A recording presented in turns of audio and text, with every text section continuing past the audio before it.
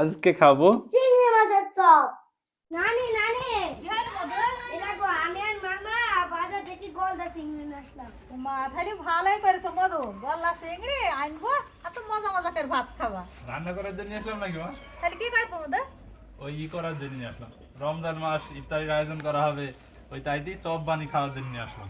তাহলে ঠিক আছে, সব বানিয়ে দেবো। তো বাপ, আমার হাতে তো মেলা কাজ, আমি কাজ গুনা সেরে নি, সাইডে আলু সেদ্ধ করবো আর তুমি মাছ করাটা কইটে দাও। ঠিক আছে, কুটি দিছি। যাও। মার হাতে এখন মেলা কাজ, যার কারণে মাছগুলো আমি কুটি বেশি দেবো, তাছাড়া মাই করতো। তো আমি চিংড়িগুলো বেশি বেশি একটু মিডিয়াম সাইজেরই নিয়েছি, কারণ এই মিডিয়াম সাইজের গুলাতেই চপগুলো বেশি ভালো হয় বা দেখতে সুন্দরও লাগে। তো প্রথমেই চিংড়ি মাছের শিং আর পাগুলা কেটে বাদ দিয়ে দেবো।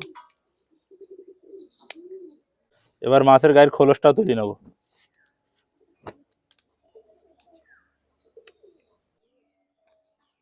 তবে সম্পূর্ণ খোলসটা তুলবো না, এই লেজের দিকেরটা থাকি যাবে। এবার মাথার খোলসটা তুলে নেবো। তো চিংড়ি মাছের ময়লা কিন্তু মাথায় আর পিঠে থাকে, এবার মাথার ময়লাটাও বের করে নেবো।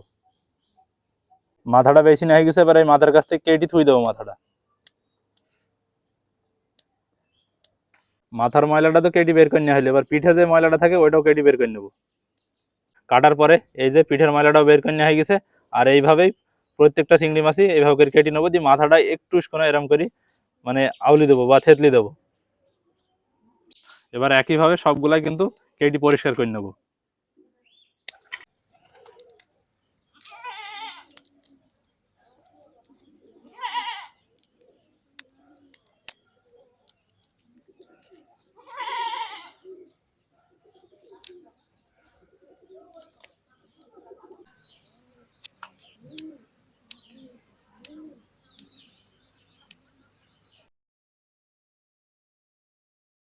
এই যে মাছগুলা কুইটি ধুই পরিষ্কার করে নেওয়া হয়ে গেছে, আর চপ করার জন্য 10টা নিয়ে আসছে, যাই এবার মাখে দিই।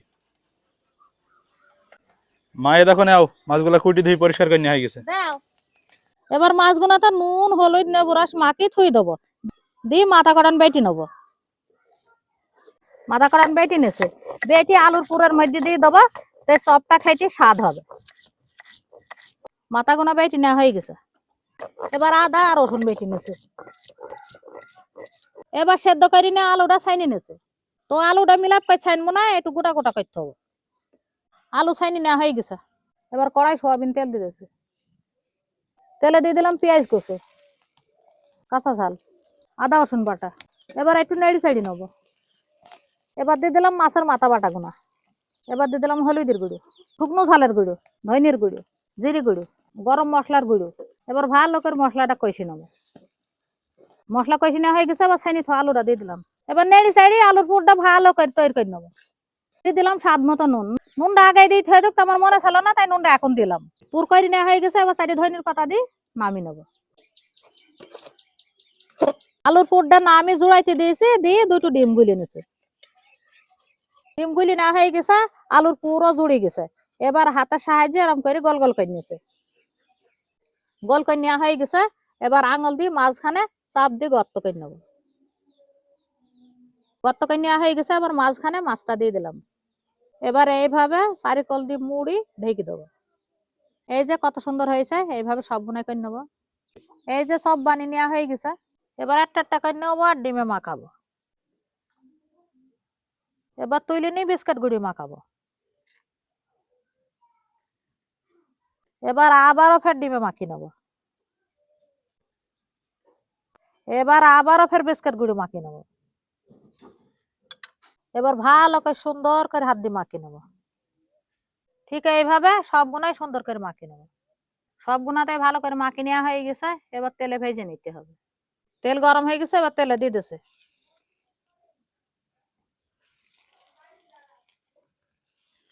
এবার আস্তে আস্তে জাল দিয়ে মচমচ করে ভেজে নেবো।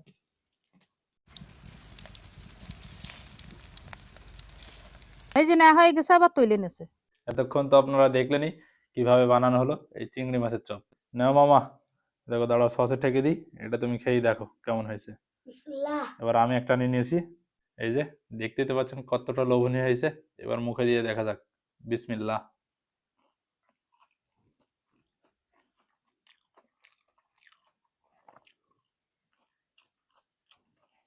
তো এই চপের স্বাদ সম্পর্কে আপনাদেরকে একটু বলি। সাধারণত চপ যেরকম হয় ঠিক তেমনটাই, বাহিরটা ক্রিস্পি আর ভিতরটা চপে যেরকম সাধারণত পুর থাকে ঠিক তেমনটাই, তবে এর স্বাদটা একটু ভিন্ন। কারণ ভিতরে যে ওই পুরটা তৈরি করা আছে না, চিংড়ি মাছের মাথাটা বেটে দেওয়া হয়েছে, এটার একটা সুন্দর সুঘ্রাণ আছে, আর খেতেও স্বাদটা বেশ দুর্দান্ত লাগছে। আর এই যে কাছ থেকে একটু দেখাই, এই যে দেখা যাচ্ছে কিনা, ভিতরটা তো দেখি বুঝতে পারছেন, আর ভিতরে ওই যে চিংড়ি মাছ, মাছটা সুন্দরভাবে সিদ্ধ হয়েছে। তো সব মিলি এক কথায় অসাধারণই হয়েছে। তো মামু, কেমন লাগলো? আমার সাথে তো বেশ সুন্দর লাগছে। অসাধারণ হয়েছে মামা। অসাধারণ হয়েছে, তো খাও, এ দেখো সস ঠেকে নাও।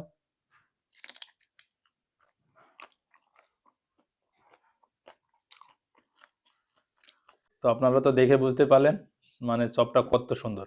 তো অবশ্যই একবার ট্রাই করবেন, যেহেতু এখন রমজান মাস, ইফতারিতে রাখাই যেতে পারে এরকম লোভনীয় একটা চপের রেসিপি।